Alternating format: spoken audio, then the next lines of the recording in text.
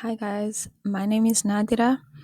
Um, and if you're a matric rewrite or someone who, who's going to decide if they want to do maths or maths lit, this is just a guide as to what they teach you in maths for the different grades. So basically, everything in your grade 12 final maths paper is going to be tested, and everything builds on from the previous grades. So, for example, okay, we need to know fractions, and that's something that we learned in grade 4, 5, 6. Okay. Then in grade 7, we learned about squares and cubes. So, squares and cubes, when you multiply a number by itself, you need to know your square numbers, such as 2 squared is 4, etc. And also cubic numbers. Now, to cancel out the cubic number, to cancel out the square number is you take the square root or the cube root. And so such things is also going to obviously be useful in your matric exam because you're going to be doing things such as surds as well. I don't have that on the grade 12 section or the grade 11 section, but that's also where you will look at surds. Um, so grade 8 is where they introduce the algebra basics. So the terminology such as variable, coefficient, um, and you also learn what is an equation as opposed to what is a just a simple expression. So here is where you will be doing the most practice simplifying expressions, distributive law, multiplying out the brackets, okay? And then the introduction to the number system. In grade 9, you'll learn the algebra basics. The very most important thing, which is factorization. Okay, factorization you'll find everywhere, paper 1 and paper 2. In trig, you'll have to notice a difference of two squares, factorization. Or you'll have to factorize a trinomial for your trig equation. That's in paper 2, but also in paper 1.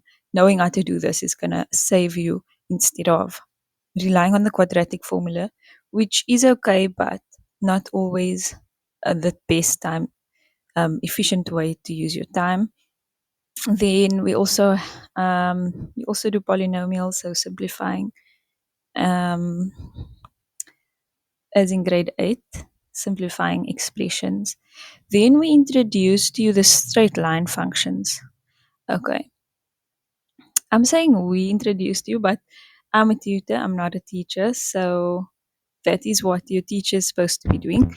They Grade 9s will learn straight line functions. In grade 8, you look at functions such as like flow diagrams. In grade 9, you look at sketching the straight line. Um, then you look at intro like geometry. You've also touched in it in grade 8 as well. But you'll also look at geometry of straight lines, triangles, quadrilaterals, congruency and similarity. This is grade 8 and grade 9. And then you'll also look at some finance, intro to finance, compound and simple formulas. For grade 10, you will be looking at algebraic fractions.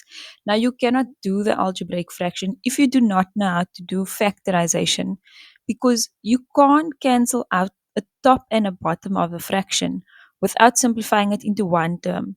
And factorization is simplifying into one term. So for algebraic fractions, it's purely factorization that you need to know for that. Um, and then multiples and factors, simplifying a fraction, which is, you could also say grade 9 is multiples and factors. Um, okay, functions, grade 10, you'll look at all the different functions. Exponential, hyperbola, parabola, also straight line mixed with these functions. And then you'll look at the properties of each of these functions, such as the domains and the ranges, how to go to the standard forms, how to sketch x and y intercept asymptotes, and most importantly, the domain and range. Okay, and you'll also have a look at simplifying exponents. So exponents, expressions, You'll do a lot of that in grade 11 as well. In grade 11, you'll look at nature of roots also. You look at more complex exponent simplification and surds as well. And you'll also be introduced probability, statistics, and here is where you'll start the circle geometries. I think some people might start that in grade 9. I'm not too sure about that. And then in grade 12 is where you'll learn the similarity prop theorem.